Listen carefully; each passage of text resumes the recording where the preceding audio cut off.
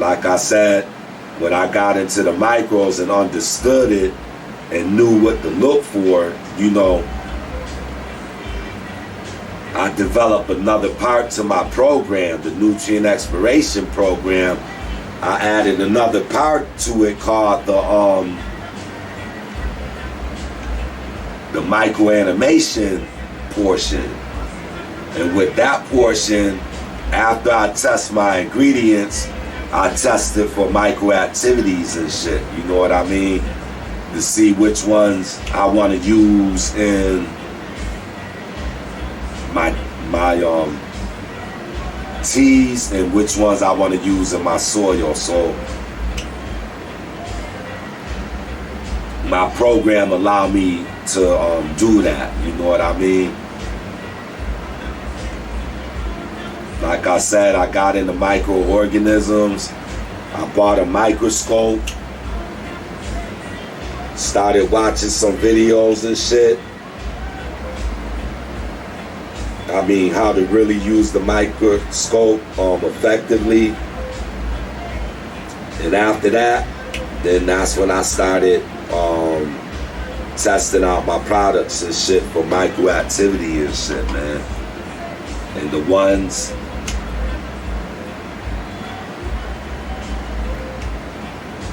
that was high in microactivity was the amendments. And I found out that the amendments play a vital part too. That's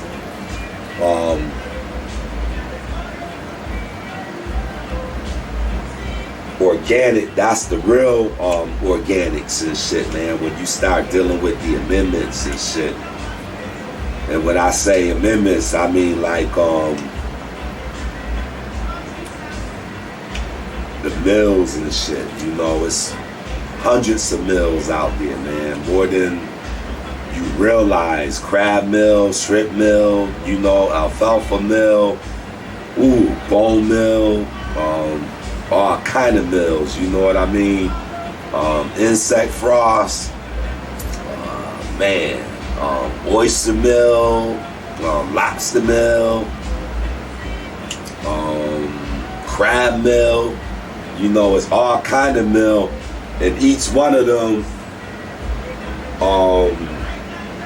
might have a specific ingredient in it. You know what I mean? They might be high in activity, but for instance, like crab mills, they have a ingredient there in it called chitin. And they said that the plant, the roots need that. You know what I mean? So all of those hard crustacean type mills provide that for your plant. You know what I mean?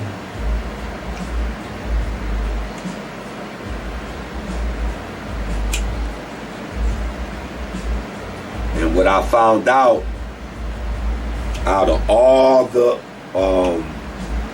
amendments, earthworm casting is number one. And alfalfa mill is gonna be number two, man. That's what I found out in my research too, is that alfalfa mill is the number one mill when it comes to creating microbes. It's high in nitrogen too. And if I'm not mistaken, I think it have a carbon base. I don't think a carbon base, but it have nitrogen, and it's high in microactivities, one of the highest, you know what I mean? So I use that proportionally. So earthworm casting to be my base. And then when it comes to the mills, boom, alfalfa number one. And I use more of that than I would the other ones, and then I use them according to, you know, the activity in them.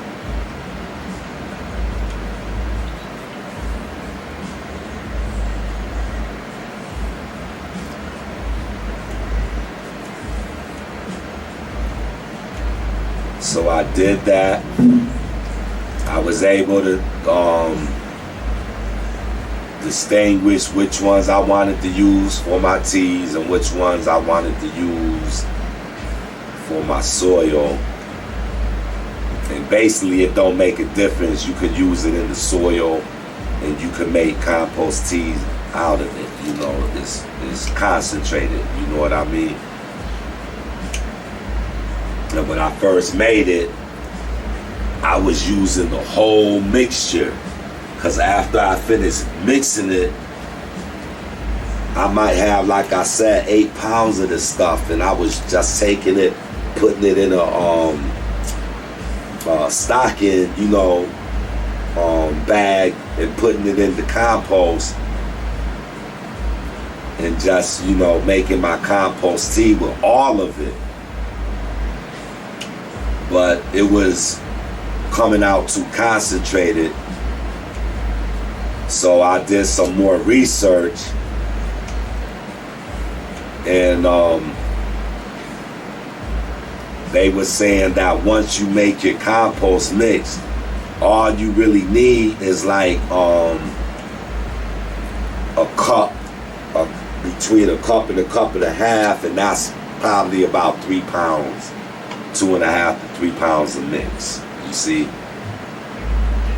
So that's what I started doing.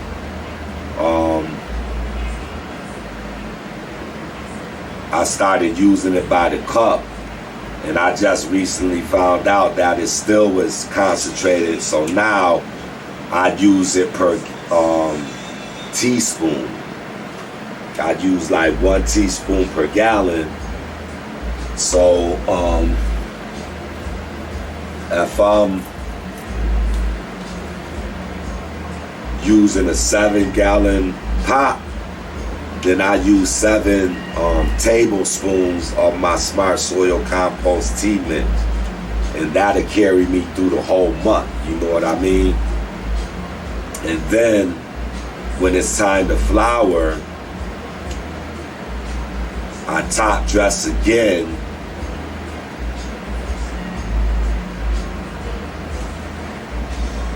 with it per gallon. You know, this time around I'm gonna be using 15-gallon pots, and you know,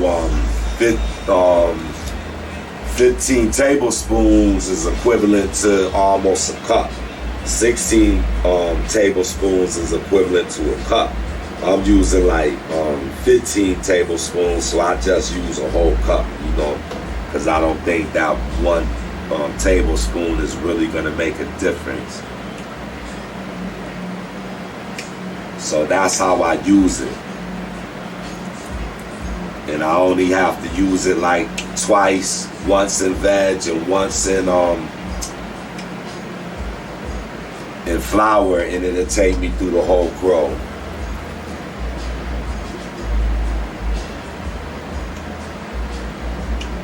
And I'm gonna be doing a video on that too, how I make it, what ingredients I use and stuff like that, and show you how to, you know, put it together, and you know how to use it, and you could use it for yourself and let me know if it work out for you, you know what I'm saying?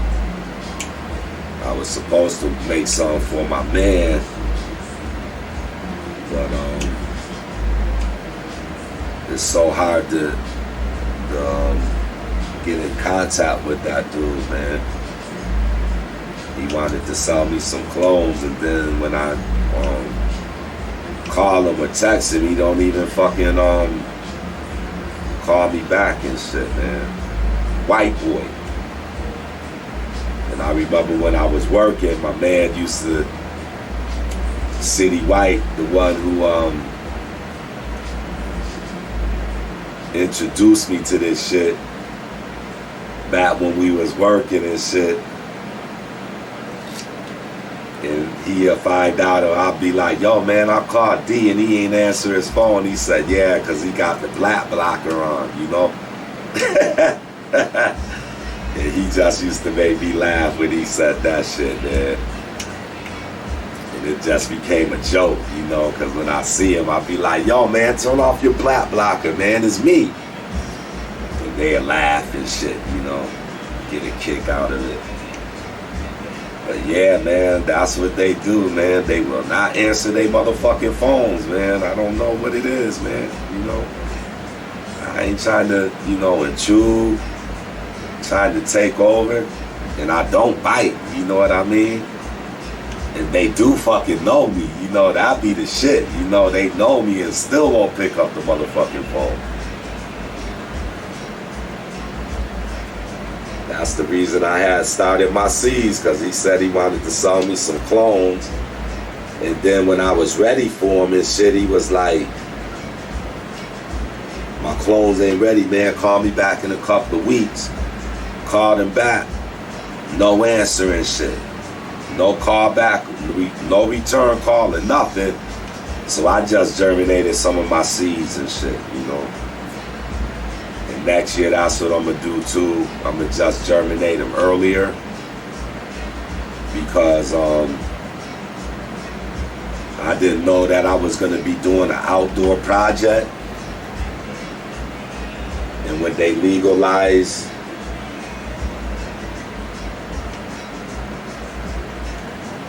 and pass the cannabis or the marijuana bill, one of my buddies, he owned a lot of property, man, so he was like, man, because he always know what I did, you know, and he's a roster too, but he don't smoke.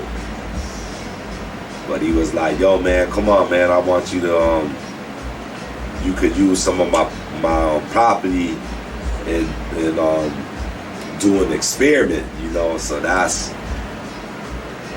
how we played it off, you know, as an experiment, a project, you know what I mean? So I germinated them seeds, and I got them out there now, and they should be about, I put them out there in the beginning of June, so they about 8 weeks now, you know. Altogether, they probably about 10 or 12 weeks. But the last time I checked them, they was doing all right, you know what I mean? I was kind of disappointed because I had a couple of dwarf plants and I wasn't expecting that. I thought all of them would be, you know, vigorous and shit, but some of them got crazy indica characteristics and shit, man. And you know, when they short like that, that's a indica characteristic, you know what I mean? And I don't like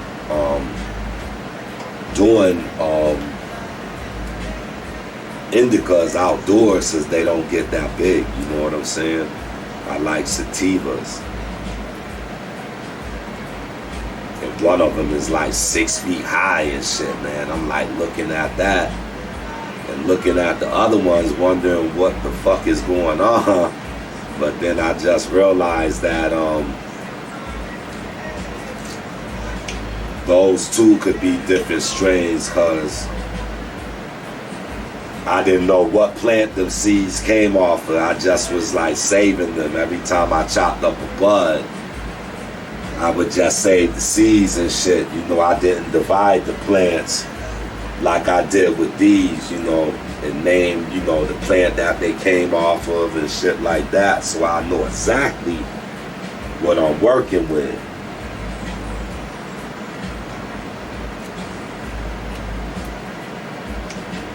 So those seeds, I don't know, some of them could have been like indica dominant, some of them could have been sativa dominant.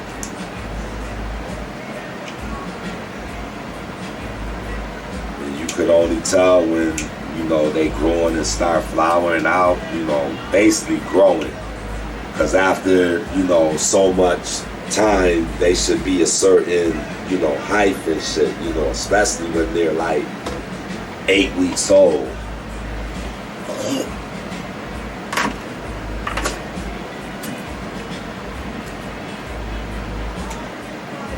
The first time I grew outside, my plants was like 7 feet, damn near 8 feet high. All of them, but they were clones and shit, and you know, they came from a good source.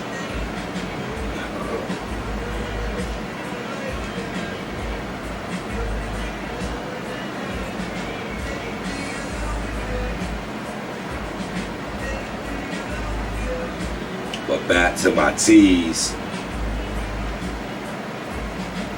I started using two versions, the abstract version and the aeration version or the bubble version. And I use them two different ways because they produce two different sets of micros. The abstract version, it produced fungi, you know, and fungi is good for underground activity, you know what I mean? So it's good for my roots and shit like that. And then the aeration or the bubble version, that's more like bacteria dominated, you know what I mean?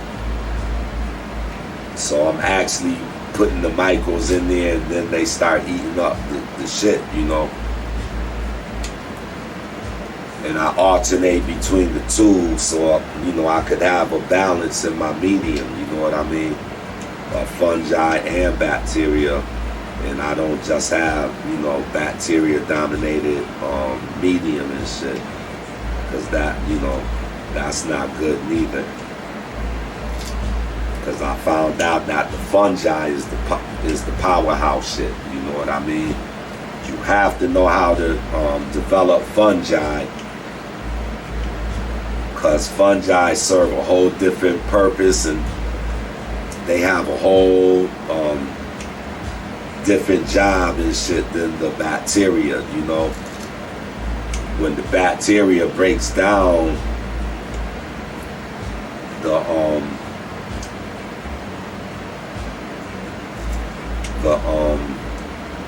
nutrients, the fungi what it does is it collect nutrients, you know what I mean? The bacteria breaks it down and the fungi collects it and shit. Cause like when the plants send out signals, they send it out through the root ball and then the root ball send out the signals through the fungi. You see what I mean?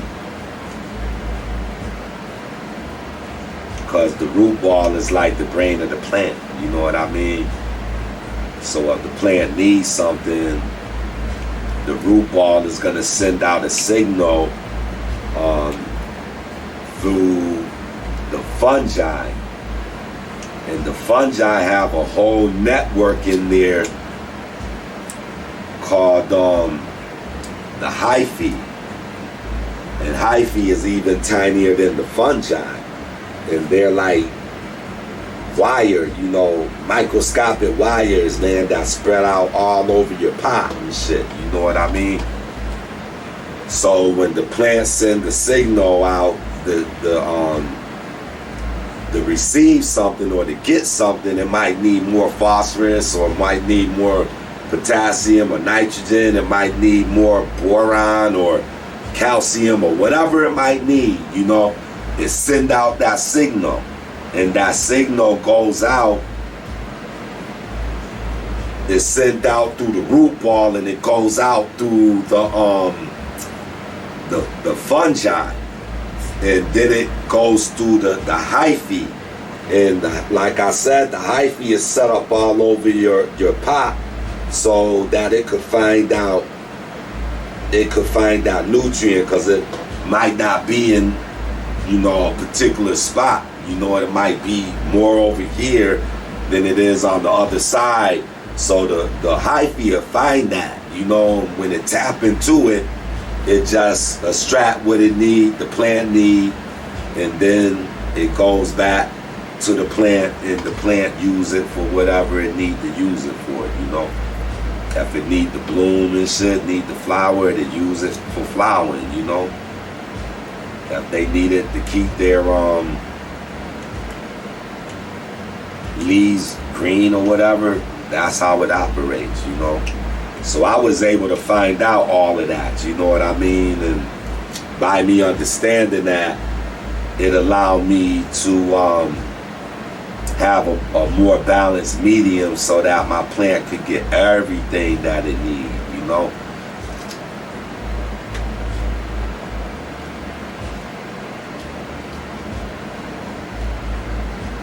And when I found out about the fungi and the different strain, cause mycorrhizin is part of that system, you know, the mycorrhizin, you know what I mean, in the root ball, you know what I mean, that's a fungi system, you know what I mean.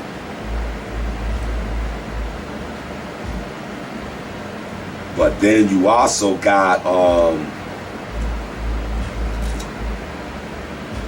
some fungi called trichoderma fungi.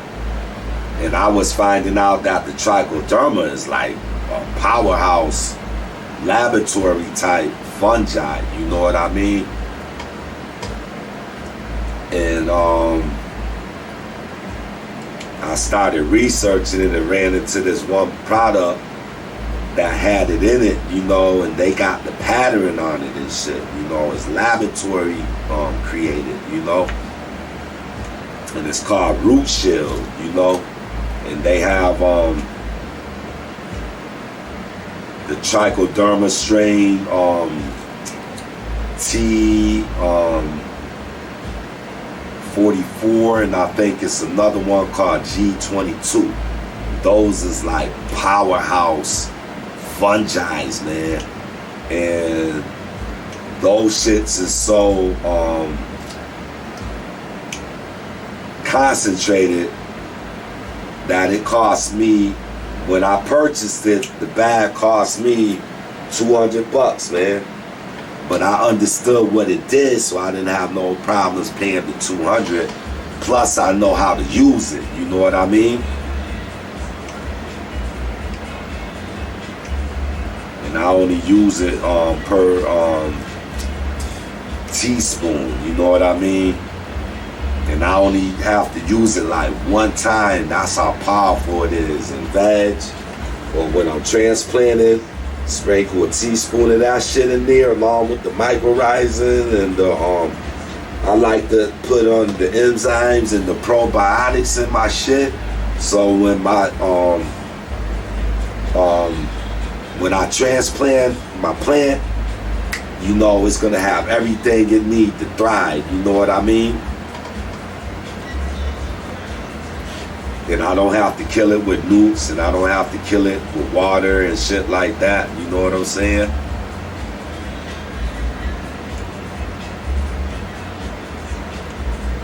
But that's a powerhouse fungi. I bought it.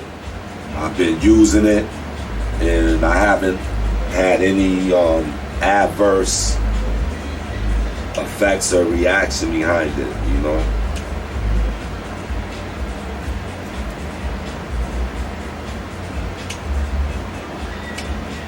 That's the thing about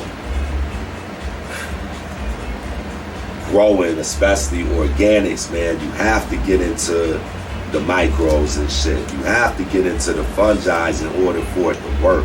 It's just not gonna work by you using a product line or some shit like that, man. You have to add in the microbes, and you have to add in the bacterias, the fungi, and you have to make sure alternate between the two so you can keep, you know, a balanced medium, you know what I mean? And as long as you could do that, you would be successful.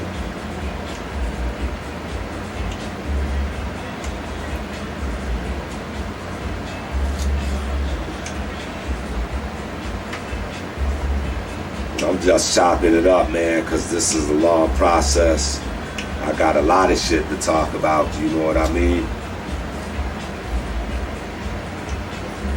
The lunar sciences, you know what I'm saying? And like I was saying, in order for you to be a true organic grower, you have to know something about the lunar sciences. You have to know something about the almanac and how to use it, how to apply it to your growth. Because that's what the farmers used to do back in the days and shit, man. They didn't have technology and all that shit, computers and all that shit, man, and stores and, you know, microscopes and shit, you know, to single out shit. All they had was the moon and the zodiac signs and shit, man. and they knew how to use the energy of both. You know, they know how to combine the energy of the moon with the energy of the zodiac.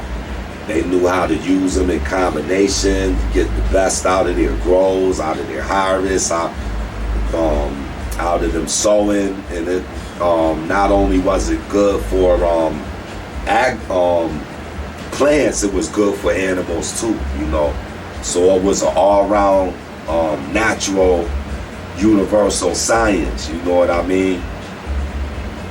And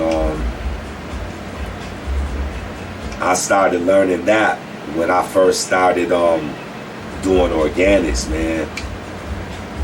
And I ran across a real good book, man. It's called Growing with the Moon. And I bought that book in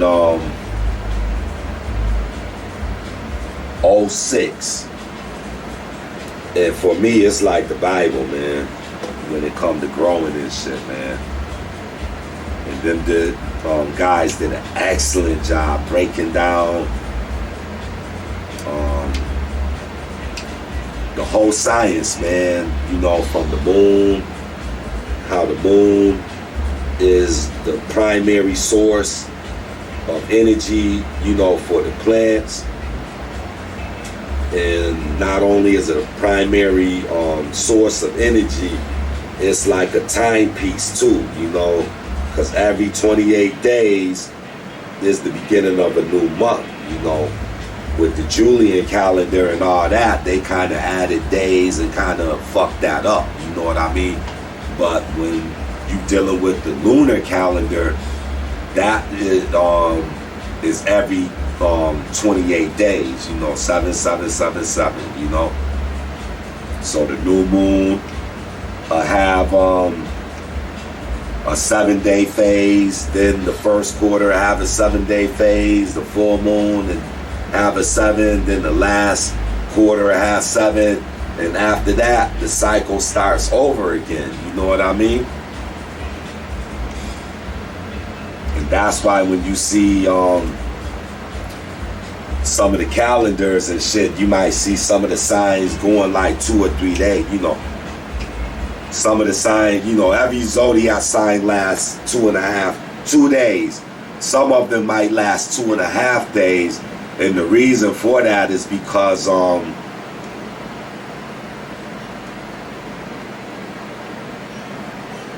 they added in them days and shit, you know, with the Julian calendar, the Romans added months and all that bullshit, man. I don't know. But people just have to learn to leave nature alone, man. Let nature do what it do, man. Nature follows a divine order, man, meaning that you can't fuck with it, man. So, you know, when you get into like changing the time and changing the months and adding days, you really fucking up the cycle of every fucking thing, really, man, you know?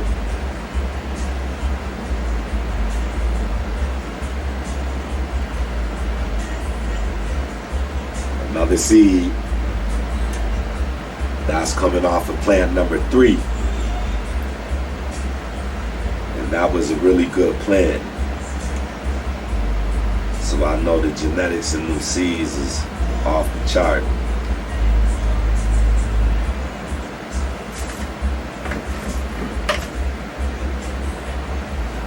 Yeah, so that's how the lunar science works. And the zodiac signs, they work in conjunction with the moon and the planets and shit, you know. Basically the planets. The zodiac signs are solely dealing with the planet. Each zodiac sign is represented by the planet. And depending on the characteristic or attributes of that planet, it'll reflect in that zodiac sign. So, you know, if that planet have productive traits, then that zodiac sign will wind up being a productive sign, having productive energy that you could use, you know what I mean, to grow your plant, you know what I mean? And then some planets have negative traits, you know what I mean? Like the sun, you know what I mean? Even though the sun serves a grand, purpose, the sun is hot, you know what I mean? And the sun causes droughts and shit like that. The sun dries shit up. The sun will fuck you up if you even in it too long, you know what I mean? So because of those traits, they say that the sun fall under the non-productive, because it kills shit, you know what I mean? And the zodiac sign Leo is represented by the sun, you know what I mean? So that's how Leo get his energy, and that's why Leo is the #1 destructive sign in the zodiac, because of the energy of the sun and what it could do to you know what I mean? So Leo is #1. The same way with Cancer, that's the most productive sign in the zodiac because it's represented by the moon.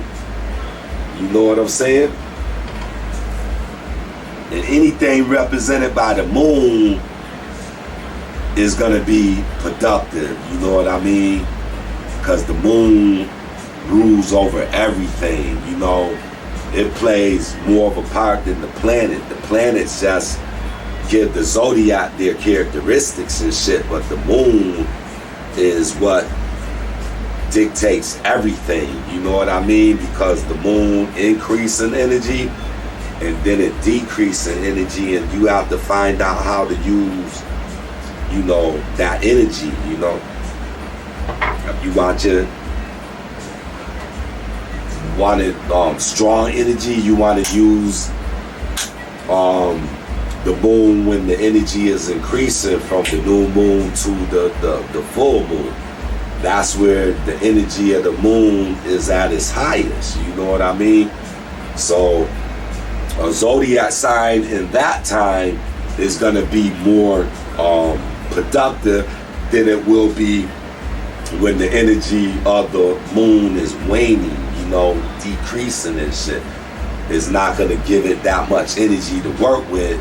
It's still going to be a positive sign, a productive sign, but that energy is just going to be, minimized versus it being maximized, through the new moon cycle and shit, So that's how the lunar sciences work. I've been doing this shit for like 15 years now. Like I said, growing with the moon, that's my Bible. I still read it today.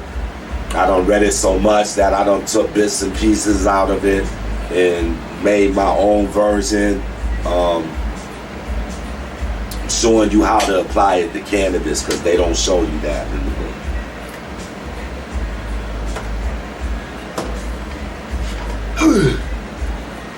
So I finished the first part of that. And now we're going to get into the second part. I have to do some clipping.